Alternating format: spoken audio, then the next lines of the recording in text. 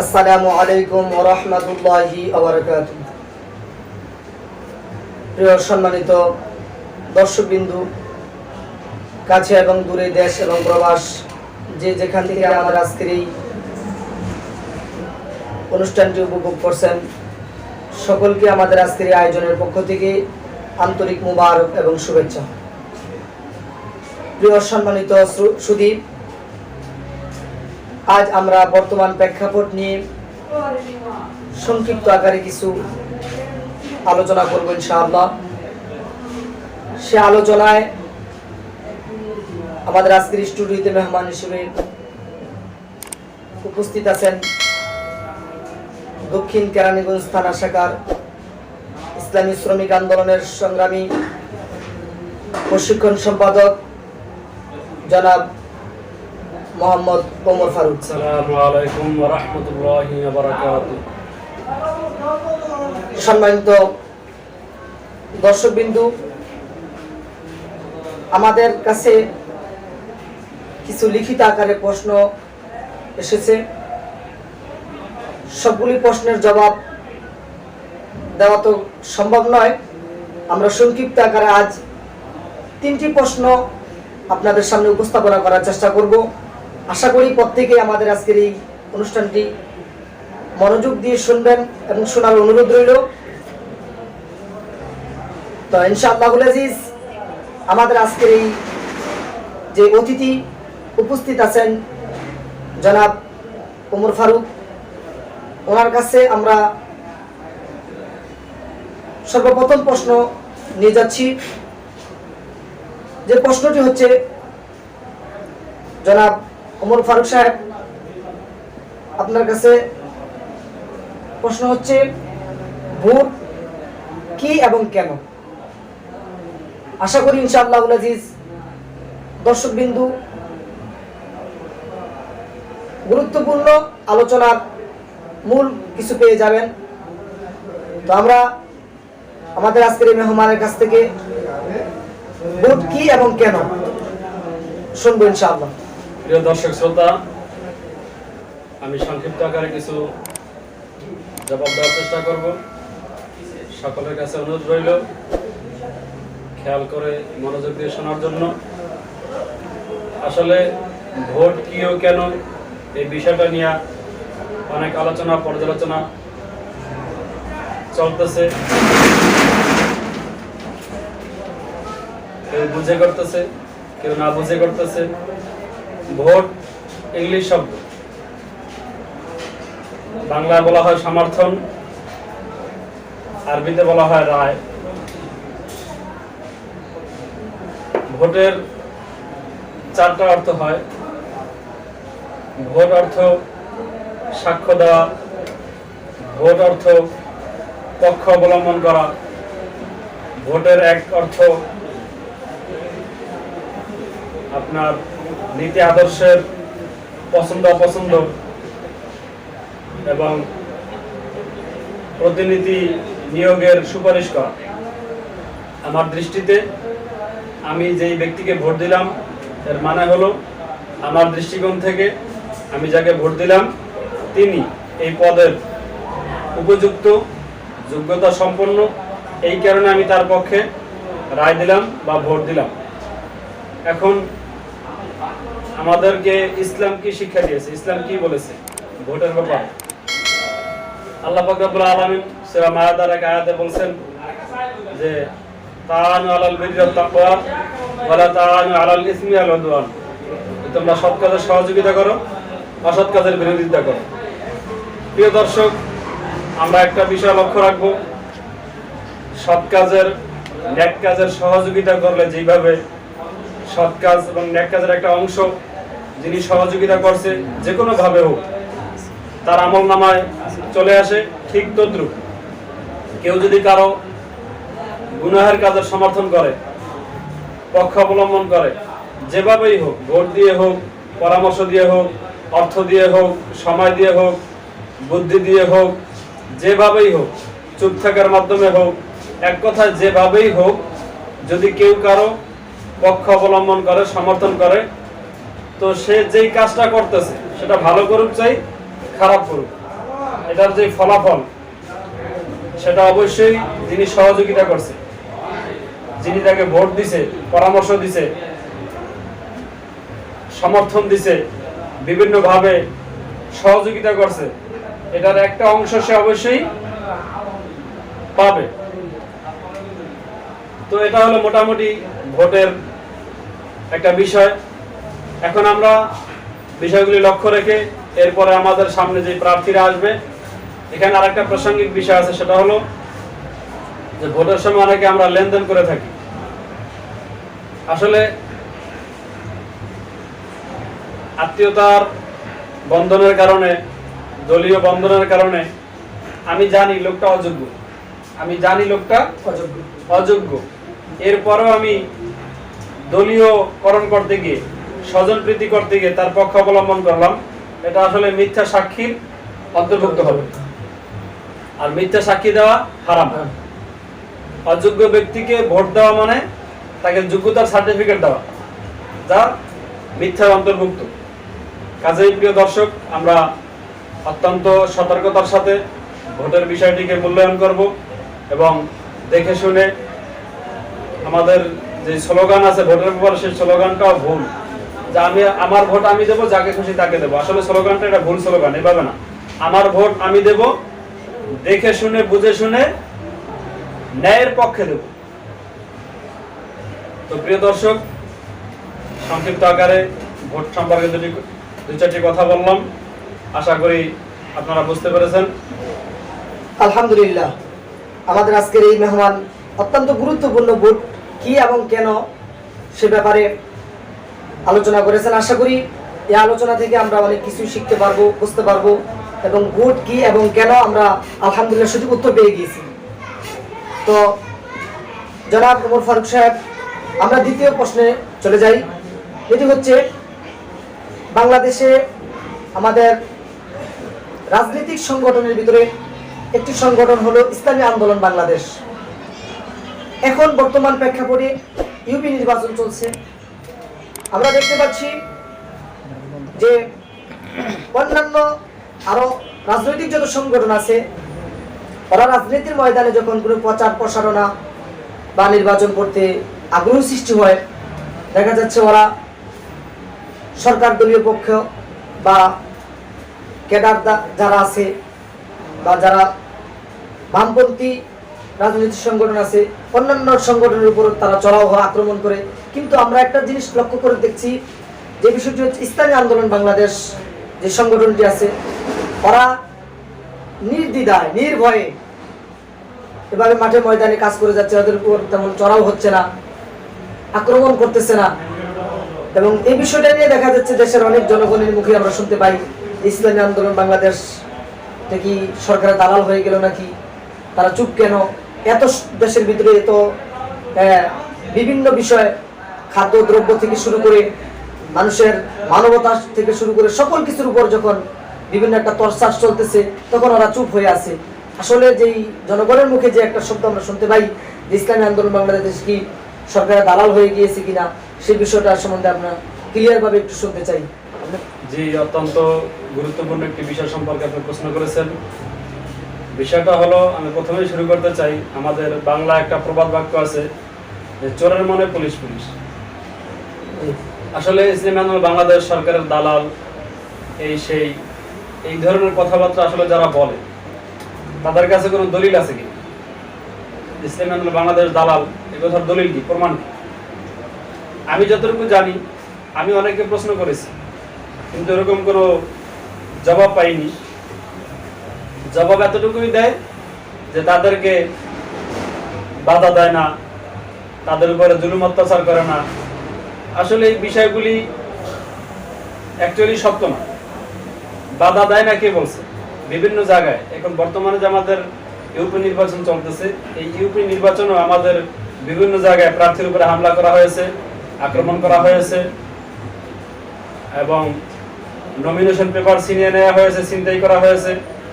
এই খবর আপনারা সোশ্যাল মিডিয়ার সাথে যারা সম্পৃক্ত আছেন, নেট দুনিয়ার সাথে যারা সম্পৃক্ত আছেন, কম বেশি আপনারা সকলেই জানেন। এই কারণে আমি বিস্তারিত বলতেছি না। বিষয়টা হইল যখন তাদের স্বার্থে আঘাত লাগে, যখন তাদের ভাগে কম পড়ে, তখন ঠিকই তারা আক্রমণ করে, ঠিকই তারা টর্চার করে। আর একটা বিষয় হলো, আমরা এর আগেও লক্ষ্য করেছি যে এই দালাল শব্দটি আসলে কারা আমদানি করেছে। আমরা বিগত দিনের দিকে যদি তাকাই, 96 থেকে বিশেষ করে 2001 সালে এই দালাল শব্দটার আমদানি বাজারজাত, এবং এটার সূচনা হয়েছিল 1981 সনে। হাফিজ হুজুর রহমতুল্লাহ আলাইহি যখন প্রথম তওবার রাজনীতি ডাক দেয়, বটগাছ মার্কা নির্বাচন করে, প্রেসিডেন্ট নির্বাচন, তখন আমাদের দেশের একটি নামধারী ইসলামী দল, আমি নাম না নিলাম, হাফিজ হুজুরকে, যেখানে দেশের 99% ওলামা একরাম জনসাধারণ হাফিজ হুজুরকে সমর্থন দিয়েছিল, তার পক্ষে কাজ করেছিল, ঠিক ওই টাইমে, ওই প্রেক্ষাপটেই একটি নামধারী ইসলামী দল বিএনপিকে সমর্থন দিয়েছিল, হাফিজ হুজুরের বিপক্ষে অবস্থান নিয়েছিল, এবং হাফিজ হুজুরকে ভারতের দালাল, আওয়ামী লীগের দালাল বলে আখ্যা দিয়েছিল। তো সেই থেকে ধারাবাহিকতা শুরু হয়। এরপরে নতুন করে আবার চর্চা শুরু হয়, নতুন করে আবার এটা একটু ঘষা মাজা করে তেল তুল দিয়ে আবার নতুন করে শুরু হয় 2001 সালে। 2001 সালে বিএনপির সাথে যখন কিছু ইসলামী দল বিএনপির সাথে একতাবদ্ধ ঘোষণা করে, জোটবদ্ধ হয়, ইসলামী আন্দোলন বাংলাদেশকে আহ্বান করা হয় তাদের সাথে যাওয়ার জন্য। কিন্তু ইসলামী আন্দোলন বিভিন্নভাবে আলোচনা পর্যালোচনা করার পর দেখলো যে না, তাদের সাথে যে তেমন একটা ফায়দা নেই, ইসলামের ফায়দা নেই, ব্যক্তিগত ফায়দা যদিও আছে কিন্তু ইসলামের ফায়দা নেই। তখন তারা যখনই এই ঘোষণা দিল যে no Awami League, no BNP, Islam is the best, তখন এক শ্রেণীর মানুষ উদ্দেশ্য প্রণোদিত ভাবে ইসলামী আন্দোলন বাংলাদেশকে দালাল বলা শুরু করে। আসলে বিষয়টি অত্যন্ত সুস্পষ্ট এবং স্পর্শকাতর। যাদেরকে আমরা দেখি কখনো আওয়ামী লীগের সাথে, কখনো বিএনপির সাথে, কখনো আওয়ামী লীগের গুণগান গায়, কখনো বিএনপির গুণগান গায়, তারা ইসলামী আন্দোলন বাংলাদেশকে দালাল বলে। আসলে আমি প্রথমে যে বলছি, প্রভাব বাক্য চোরের মনে পুলিশ, পুলিশ দালাল সকলকে দালাল মনে করে। তো যাই হোক শ্রোতা মণ্ডলী, আমাদের যেই দ্বিতীয় প্রশ্নটি ছিল, ইসলামী আন্দোলন বাংলাদেশ অ্যাকশনে যায় না কেন এবং তাদেরকে এক শ্রেণীর লোকেরা দালাল বলে আখ্যায়িত করছে। তো আমরা আমাদের মেহমানের কাছ থেকে খুব গুরুত্বপূর্ণভাবে সেই জবাবটি পেয়ে গেছি। তো আজ আমরা আমাদের মেহমানের কাছে শেষ যেই প্রশ্নটি আমাদের আজকের এই অনুষ্ঠানে, তো যেই সকল বন্ধুরা যে যেখান থেকে আমাদের এই আজকের অনুষ্ঠানটি উপভোগ করতেছেন, আমাদের সাথে সময় দেওয়ার জন্য সকলকে আন্তরিক মোবারক। আমাদের আজকে যেই শেষ প্রশ্নটি আমাদের অতিথির কাছে, সেটি হচ্ছে জনাব ওমর ফারুক সাহেব, ইসলামী আন্দোলন বাংলাদেশ যে আপনাদের একটা সংগঠন, যে এই সংগঠন মাঠে ময়দানে রাজনীতির পর্যায়ে আছে এবং তাদের কি লক্ষ্য এবং উদ্দেশ্য কি, তারা ইসলামী আন্দোলন বাংলাদেশ রাজনীতি করে রাজনীতির ময়দানে ক্ষমতায় গেলে তারা কি করবেন, তাদের লক্ষ্য উদ্দেশ্য কি, সেই বিষয়টা আমরা একটু ক্লিয়ার ভাবে শুনতে চাই ইনশাআল্লাহ। চমৎকার একটা প্রশ্ন করেছেন। ইসলামী আন্দোলন বাংলাদেশের লক্ষ্য উদ্দেশ্য কি? ইসলামী আন্দোলন বাংলাদেশ বিশ্বাস করে যে ভালো সমাজ গঠনের জন্য, ভালোভাবে সমাজ পরিচালনার জন্য ভালো মানুষের প্রয়োজন। যেরকম ভাবে ফসল ভালো হওয়ার জন্য ভালো জমির প্রয়োজন, ভালো জিনিস ক্রয় করার জন্য, ভালো জিনিস পাওয়ার জন্য ভালো দোকানদারের প্রয়োজন। 2 নম্বর জমি থেকে 1 নম্বর ফসল আশা করা যায় না, 2 নম্বর দোকানদারের কাছ থেকে 1 নম্বরের পণ্য আশা করা যায় না। তো ঠিক আমাদের মৌলিক দাবি হলো, স্লোগান হলো যে দুর্নীতিবাজ, টেরোরিস্ট, দেশদ্রোহী, ইসলামদ্রোহী এদের কাছ থেকে কখনোই জনগণের যে প্রত্যাশা, জনগণের যেই আশা ভরসা, সেটা তাদের কাছ থেকে কখনোই পাওয়া সম্ভব না। ইসলামী আন্দোলন বাংলাদেশের লক্ষ্য উদ্দেশ্য আল্লাহর জমিনে আল্লাহর দ্বীন বাস্তবায়ন করা এবং মানবাধিকার প্রতিষ্ঠা করা। মানবাধিকার জিনিস বলতে আসলে কি বোঝায়? মানবাধিকার বলতে একসময় 3টা জিনিসকে বোঝানো হইতো: খাদ্য, বস্ত্র, বাসস্থান। কিন্তু আধুনিক বিশ্বে এখন মানবাধিকার বলতে মূলত 5টা জিনিসকে বোঝানো হয়: খাদ্য, বস্ত্র, বাসস্থান, চিকিৎসা, শিক্ষা। এই 5টা জিনিস হলো মৌলিকভাবে মানবাধিকারের অন্তর্ভুক্ত। এর সাথে আরো আনুষঙ্গিক আরো অনেক বিষয় আছে। খাদ্য, বস্ত্র, বাসস্থান, চিকিৎসা, শিক্ষা, এই প্রত্যেকটা ব্যাপারে ইসলাম অত্যন্ত গুরুত্ব আরোপ করেছে এবং উৎসাহ দিয়েছে এবং অনেক ক্ষেত্রে এটা বাধ্যতামূলক করেছে। যেমন চিকিৎসা চিকিৎসা করতে ইসলাম অনেক উৎসাহ দিয়েছে। বিশেষ বিশেষ ক্ষেত্রে এটা ওয়াজিবের মতো। আমরা সাধারণভাবে সুন্নত, তবে বিশেষ বিশেষ ক্ষেত্রে এটা ওয়াজিবের মতো গুরুত্ব। এবং চিকিৎসা একটা বিষয় গেল। এরপর হলো শিক্ষা। শিক্ষাকে ইসলাম এতটাই গুরুত্ব দিয়েছে যে আপনারা অনেকেই জানেন, কোরআনে কারিমের যখন প্রথম আয়াত নাজিল হয়, সেই আয়াতটা ছিল ইকরা বিসমি রাব্বিকাল্লাযী খালাক, যে আপনি পড়েন আপনার প্রভুর নামে। তাহলে ইসলাম আগেই শিক্ষার কথা বলেছে, পড়ার কথা বলেছে। এবং বাসস্থান বাসস্থান তো মুসলমান হোক, অমুসলিম হোক, চাই সে নাস্তিক হোক, তার একটা বাসস্থানের অবশ্যই প্রয়োজন আছে।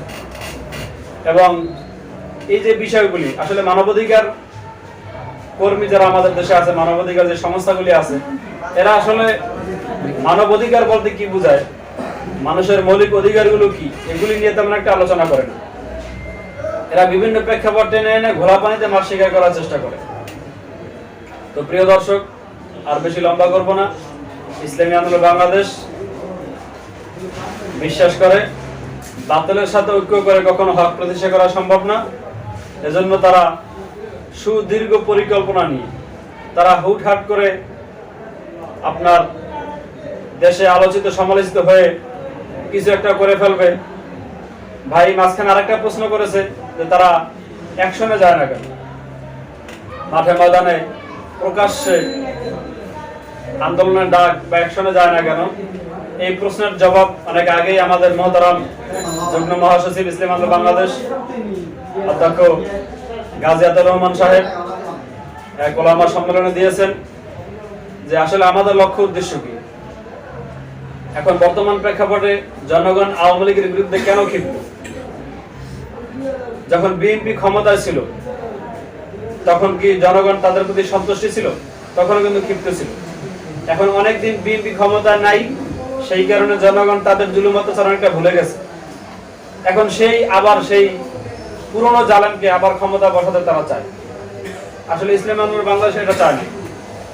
আর ইসলামী আন্দোলন বাংলাদেশ ডাক দেয় না কেন? ডাক দেওয়ার মতন ওইরকম পরিমাণ লোক, ওইরকম পরিমাণ জনসমর্থন এখন পর্যন্ত আমাদের হয় নাই। আমরা আস্তে আস্তে হাঁটি হাঁটি পা পা করে লক্ষ্যপানে এগিয়ে চলতেছি আল্লাহর উপর ভরসা করে। এখন আমরা ডাক দিব, আমরা রক্ত দিব, আমরা মার খাবো, আর মাঝখান থেকে সরকার গঠন করবে বিএনপি, তাহলে আমাদের লাভ কি? এক চোরকে হটিয়ে আর এক চোরকে বসালাম, এক জালেমকে হটিয়ে আর এক জালেমকে বসালাম, ফলাফল কি হলো? ফলাফল জিরো। জালেমকে হটিয়ে জালেমকে বসিয়ে কোনো লাভ নেই। জালেমকে হটিয়ে যদি ভালো কাউকে ক্ষমতায় বসানো যায়, ওইরকম অবস্থান থাকে, তাহলে ডাক দেওয়ার একটা সার্থকতা আছে, ডাক দেওয়ার একটা মানে সফলতা আছে। এছাড়া তো ওইরকম ভাবে ডাক দেওয়ার কোনো মানে নেই। আর নিরস্ত্র জনগণ, তারা অস্ত্রধারী প্রশাসনের সামনে শুধু মাঠে ময়দানে ডাক দেওয়ার কথা বললে তো হবে না। যিনি নেতৃত্ব দেয়, যিনি কমান্ড করে, তার তো অনেক বিষয় লক্ষ্য করতে হয়, অনেক বিষয় চিন্তা চেতনা রাখতে হয়, মাথার মধ্যে রাখতে হয়। আবেগের বশীভূত হয়ে কোনো কাজ করা, এটা ইসলাম সাপোর্ট করে না। ইসলাম বাস্তবতার আলোকে বুঝে শুনে পদক্ষেপ নেওয়ার জন্য উৎসাহিত করে। আবেগে একটা ডাক দেওয়া হলো, আর হাজার হাজার মানুষ মাঠে ময়দানে নেমে আসলো।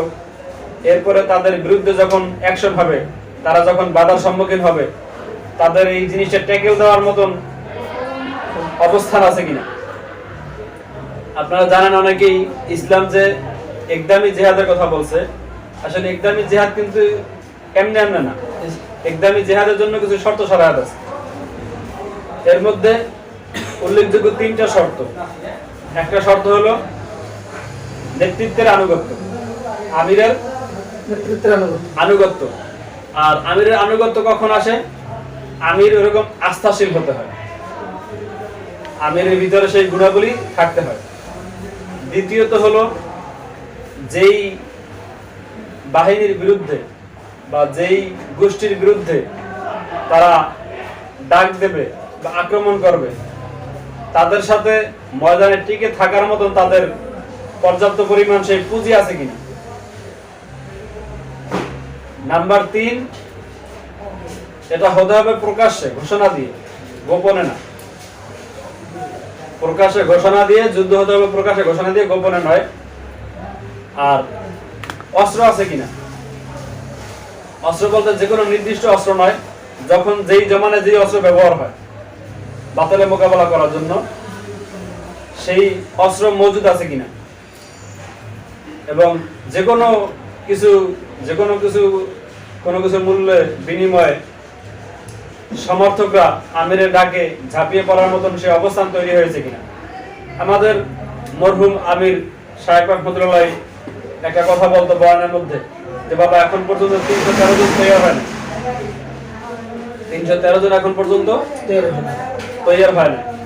আর এর একটা বড় একটা দিক হলো, বড় একটা কারণ হলো, আমরা যারা আলোচনা করি বিভিন্ন বিষয়ে, ইসলামী আলোচনা করি, বক্তাগণ আছি, আমরা আসলে ইসলামের প্রকৃত সৌন্দর্য, ইসলামের পূর্ণাঙ্গ ভাবে তুলে ধরতে ব্যর্থ হই অনেক ক্ষেত্রে। যে কোনো একটা সাইট নিয়ে আমরা বছরের পর বছর আলোচনা করি। ইসলাম তো কমপ্লিট, পূর্ণাঙ্গ জীবন ব্যবস্থা। তো প্রত্যেকটা বিষয় খুলে খুলে যদি আমরা ইসলামের সৌন্দর্য জনগণের সামনে, মানুষের সামনে তুলে ধরতে পারতাম, ইসলাম কি বলছে, ইসলাম কি চায়, ইসলামের সৌন্দর্য কি, ইসলামের বিচার ব্যবস্থা কি, অন্যান্য তন্ত্র মন্ত্রর বিচার ব্যবস্থার সাথে ইসলামের বিচার ব্যবস্থার মৌলিক পার্থক্য কি, অন্যান্য বিচার ব্যবস্থার মধ্যে ত্রুটি কি, আর ইসলামী বিচার ব্যবস্থার ভিতরে শৃঙ্খলতা কি, সৌন্দর্যতা কি, এই বিষয়গুলো যদি আমরা তুলে ধরতে পারতাম, তাহলে আশা করি জনগণ বুঝতে পারত। কিন্তু আমরা এই বিষয়গুলি তুলে ধরতে অনেকটা ব্যর্থ। আমরা শুধু দিনের পর দিন, মাসের পর মাস, বছরের পর বছর যে কোনো একটা বিষয়বস্তু নিয়ে আলোচনা করি, আর বিশেষ করে শুধু ফজিলতের ওয়াজ করি বেশি। তো ফজিলতের ওয়াজ অবশ্যই করা দরকার।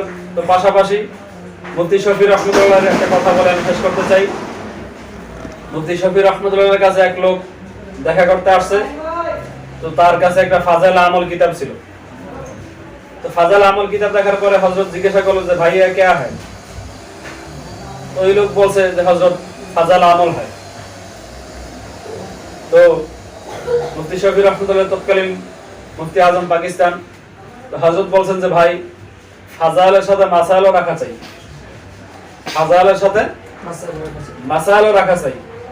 আহকামে শরিয়া, বিধিবিধান, এই সংক্রান্ত শিক্ষা আমাদের প্রয়োজন। আমরা অনেক ক্ষেত্রেই ফজিলতের দিকে আকৃষ্ট হয়ে গেছি। বিধিবিধানের জ্ঞান, বিধিবিধানের এলেম আমাদের তুলনামূলকভাবে অনেক কম। যাই হোক প্রিয় দর্শক, কথা অনেক বললাম। আবার যদি কখনো এরকম আয়োজন হয়, তো তখন আবার অন্য ভিন্ন একটা প্রসঙ্গ নিয়ে কিছু কথা বলার চেষ্টা করব। আজ এখানে বিদায়। এই আলোচনার মধ্যেও কারো যদি কোনো প্রশ্ন থাকে, কোনো বিষয় যদি অস্পষ্ট থাকে, বুঝতে সমস্যা হয়, তো কমেন্ট বক্সে অবশ্যই আপনারা সেই বিষয়গুলি ভদ্রতার সাথে তুলে ধরবেন। আমরা জবাব দেওয়ার চেষ্টা করবো ইনশাআল্লাহ। সকলকে আন্তরিক মোবারকবাদ, শুভেচ্ছা জানিয়ে এখানেই শেষ করছি। আসসালামু আলাইকুম ওয়া রাহমাতুল্লাহি ওয়া বারাকাতুহু। আজকের আয়োজনের পক্ষ থেকে আমাদের মহতারাম জনাব ওমর ফারুক সাহেবকে আমাদের সাথে সময় দেওয়ার জন্য আন্তরিক মোবারক ও শুভেচ্ছা। ভালো থাকবেন হযরত। প্রিয় সম্মানিত দর্শক, ইনশাআল্লাহুল আজিজ, আমরা আমাদের কাছে আরো লিখিত আকারে অনেক প্রশ্ন আছে। আমরা চেষ্টা করব ইনশাআল্লাহ সামনে যেই প্রশ্নগুলো আমাদের সামনে লিখিত আকারে আছে, আমরা সেগুলো জবাব স্পষ্ট করে আপনাদের সামনে তুলে ধরার জন্য। তো যারা আমাদের আজকের এই আয়োজনে সময় দিয়েছেন, সকলকে আন্তরিক মুবারক এবং শুভেচ্ছা জানিয়ে আজ এখানে ইতি টানলাম। ওয়া আখিরি দাওয়ানা আনিল হামদুলিল্লাহি রাব্বিল আলামিন। আসসালামু আলাইকুম ওয়া রাহমাতুল্লাহি ওয়া বারাকাতুহু।